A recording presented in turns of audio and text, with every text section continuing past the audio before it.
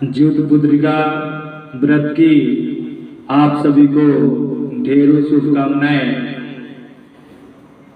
इस व्रत में ज्योत वाहन तथा माता की पूजा की जाती है। इस पूजा में संकल्प करने के पश्चात यथाशक्ति पूजा अर्चना करने के बाद कथा सुनना चाहिए।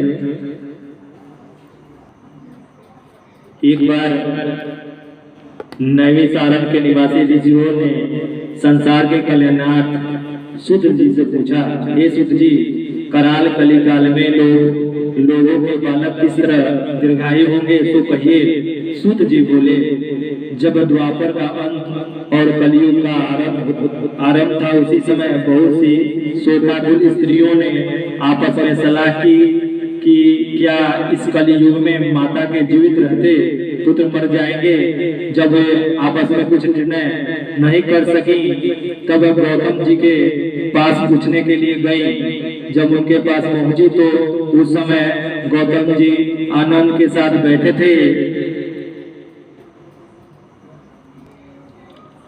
उनके सामने जाकर उन्होंने मस्तक झुकाकर प्रणाम किया। तदंतर स्त्रियों ने पूछा, हे प्रभु, इस कलयुग में लोगों को पुत्र किस तरह जीवित रहेंगे, इसके लिए कोई व्रत या तप हो तो कृपया करके बताएं। इस तरह उनकी बात सुनकर गौतम जी बोले, आपसे मैं वही बात कहूंगा जो मैंने पहले से सुन रखी है। गौतम जी ने कहा, जब महाभारत युद्ध का अंत हो गया और द्रौपदी और सामा के द्वारा अपने बेटे को मारा देखकर सब पांडव बड़े दुखी हुए, तो पुत्र के शोक से व्याकुल होकर द्रौपदी अपनी सखियों के साथ ब्राह्मण श्रेष्ठ धौम के पास गई और उसने धौम से कहा, हे विपेंद्र, कौन सा उपाय करने से बच्चे दीर्घायु हो सकते हैं, कृपया करके ठीक ठीक कहिए। धौम बोले, सतयुग में सत वचन बोलने वाला, सत्याचरण करने वाला समदर्शी जुजवाहन नामक एक राजा था। एक बार वो अपनी स्त्री के साथ अपने ससुराल गया और वहीं रहने लगा। एक दिन आधी रात के समय पुत्र के शोक से व्याकुल कोई स्त्री रोने लगी, क्योंकि वो अपने बेटे के दर्शन से निराश हो चुकी थी। उसका पुत्र मर चुका था। वो रोती हुई कहती थी, हाय, मुझ बूढ़ी माता के सामने मेरा बेटा मारा जा रहा है। उसका रुदन सुनकर राजा जितवाहन का तो मानो हृदय विदीर्ण हो गया। वह तत्काल उस स्त्री के पास गया और उससे पूछा, तुम्हारा बेटा कैसे मरा है। बूढ़ी माता ने कहा, गरुड़ प्रतिदिन आकर गांव के लड़कों को खा जाता है। इस पर दयालु राजा ने कहा, माता, रो मत, आनंद से बैठो, मैं तुम्हारे बच्चे को बचाने का यत्न करता हूँ। ऐसा कहकर राजा उस स्थान पर गया जहाँ गरुड़ आकर प्रतिदिन मांस खाया करता था। उसी समय गरुड़ भी उन पर टूट पड़ा और मांस खाने लगा। जब अतिशय तेजस्वी गरुड़ ने राजा का बाया खा लिया तो झटपट राजा ने अपना दाहिना फेर कर गरुड़ के सामने कर दिया। यह देखकर गरुड़ जी ने कहा, तुम कोई देवता हो, कौन हो, तुम मनुष्य तो नहीं जान पाते। अच्छा, अपना जन्म और कुल बताओ। पीड़ा से व्याकुल वाले राजा ने कहा, हे पक्षीराज, इस तरह के प्रश्न करना व्यर्थ है। तू अपनी इच्छा भर मेरा मांस खाओ। यह सुनकर गरुड़ रुक गए और बड़े आदर से राजा के जन्म और कुल की बातें पूछने लगे। राजा ने कहा, मेरी माता का नाम सभ्या है और मेरे पिता का नाम शालिवाहन है। सूर्यवंश में मेरा जन्म हुआ है और जुजवाहन मेरा नाम है। राजा की दयालुता देखकर गरुड़ ने कहा, हे महाभाग, तुम्हारे मन में जो अभिलाषा हो वह वर मांगो। राजा ने कहा, हे पक्षीराज, यदि आप मुझे वर दे रहे हैं तो वर दीजिए कि आपने अब तक जिन प्राणियों को खाया है वे सब जीवित हो जाएं। हे स्वामी, अब से आप यहाँ बालकों को न खाएं और कोई ऐसा उपाय करें कि जहाँ जो उत्पन्न हो वे लोग बहुत दिनों तक जीवित रहें। धौम ने कहा कि पक्षीराज गरुड़ राजा को वरदान देकर स्वयं अमृत के लिए नागलोक चले गए। वहां से अमृत लेकर उन्होंने उन मरे मनुष्यों की हड्डियों पर बरसाया। ऐसा करने से सब लोग जीवित हो गए जिनको कि पहले गरुड़ ने खाया था। राजा के त्याग और गरुड़ की कृपा से वहां रहने वालों का बहुत कष्ट दूर हो गया। उस समय राजा के शरीर की शोभा दूनी हो गई थी। राजा का दयालुता देखकर गरुड़ ने फिर से कहा, मैं संसार के कल्याणार्थ एक और वरदान दूंगा। आज आश्विन महीना के कृष्ण पक्ष सप्तमी तिथि से रहित शुभ अष्टमी तिथि है। आज ही तुमने वहां की प्रजा को जीवन दान दिया है। हे बस अब से यह दिन ब्रह्म भाव हो गया है। जो मूर्ति भेद से विविध नामों से विख्यात है, वही तो लोग से पूजित दुर्गा अमृत प्राप्त करने के अर्थ में जीवित पुत्रिका कहलाती हैं। अतः इस तिथि को जो स्त्रियां उस जीवित पुत्रिका की और उसकी आकृति बनाकर तुम्हारी पूजा करेगी तो दिनों दिन तक उनका सौभाग्य बढ़ेगा और वंश की भी बढ़ोतरी होती रहेगी। हे महाभाग, इस विषय में विचार करने की आवश्यकता नहीं है। हे राजन, सप्तमी से रहित और द्वितीया तिथि की अष्टमी को व्रत करें, यानी सप्तमी बुध अष्टमी जिस दिन हो उस दिन व्रत न कर शुद्ध अष्टमी को व्रत करें और नवमी में पारण करें। यदि इस पर ध्यान न दिया गया तो फल नष्ट हो ही जाएगा और सौभाग्य भी अवश्य नष्ट हो जाएगा। जिस वाहन को इस तरह का वरदान देकर गरुड़ वैकुंठ धाम को चले गए और राजा भी अपनी पत्नी के साथ अपने नगर को वापस चले आए।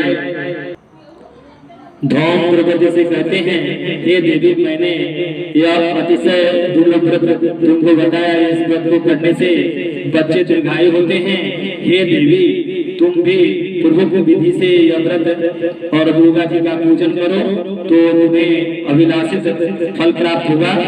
मुनिराज धौम की बात सुनकर द्रौपदी के हृदय में एक प्रकार का कौतूहल उत्पन्न हुआ और पूर्ववासिनी स्त्रियों को बुलाकर उनके साथ यह उत्तम व्रत किया।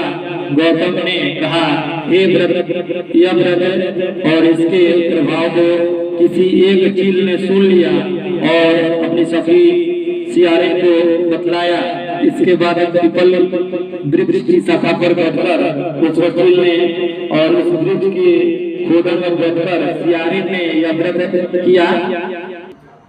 फिर वकील किसी उत्तम ब्राह्मण के मुंह से यह कथा सुन आई और पीपल के खोदर में बैठी हुई अपनी सखी सियारे को सुनाया। सियारे ने आधी कथा सुनी थी कि उसे भूख लग गई और वह उस समय 100 से भरे हुए शमशान में पहुंची। वहां उसने इच्छा पर मांस का भोजन किया और चीली बिना कुछ खाए पिए रह गई और सवेरा हो गया।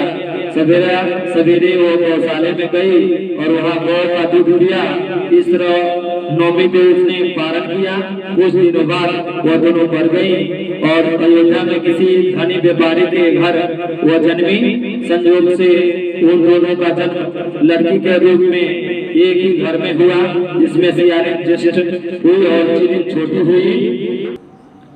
वे दोनों बहनें सभी शुभ लक्षणों से युक्त थी। इसीलिए बड़ी लड़की काशी राज के और छोटी लड़की उनके मंत्री के साथ विवाह अग्नि के सामने विधि पूर्वक ब्याहे गए। पूर्व जन्म के कर्म फल से वह मृगनयनी रानी हुई। जिस किसी भी संतान को उत्पन्न करती वह मर जाती थी और पूर्व जन्म की बातों को स्मरण करने वाली मंत्री की पत्नी ने अष्टवसुओं के सदृश तेजस्वी 8 बेटे उत्पन्न किए और सभी जीवित रह गए।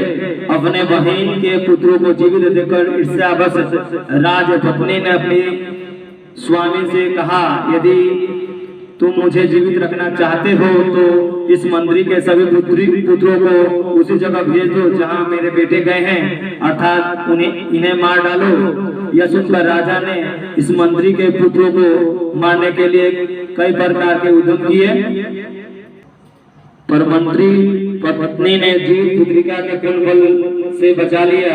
एक दिन राजा ने अपने आदमियों से उन पुत्रों का सिर कटवाकर पिटारी में रखवाकर और वह पिटारी उनकी माता मंत्री पत्नी के पास भेज दिया, किंतु वे आठों सिर बेकीमती जवाहरात हो गए और भले चंगे वे आठों लड़के अपनी माता के पास वापस चले गए। उनको जीवित देखकर राजपत्नी को बड़ा विस्मय हुआ। अंत में वो मंत्री की पत्नी के पास आई और उनसे पूछा, भगवान तुमने कौन सा ऐसा खून किया है जिससे तुम्हारा पुत्र बार बार मारे जाने पर भी तुम्हारे बेटे नहीं बढ़ते हैं। इस पर मंत्री की पत्नी ने कहा, पूर्व जन्म में मैं चिल थी और तुम सियारे, दोनों ने व्रत किया था। तुमने व्रत के नियम की भली भांति पालन नहीं किया था और मैंने किया था। इसी दोष से हे बहन तुम्हारे बेटे नहीं जीते हैं। हे राजरानी, अभी तुम उस जीव पुत्री का व्रत को निष्ठा पूर्वक करो तो तुम्हारे बेटे दीर्घायु होंगे। मैं तुमसे सच कह रही हूँ। उसके कथा अनुसार रानी भोजन ने व्रत किया, तभी से उनके बेटे कई बेटे सुंदर और दीर्घायु होकर बड़े राजा हुए। सूत जी कहते हैं, सब प्रकार को आनंद देने वाले मैंने यह दिव्य व्रत बताया। स्त्रियां चिरंजीवी संतान चाहती हो तो विधि पूर्वक यह व्रत करें। इस प्रकार जितपुत्री का व्रत कथा समाप्त हुआ। बोलो विष्णु भगवान की जय, लक्ष्मी मैया की जय, बोलो दुर्गा जी महारानी की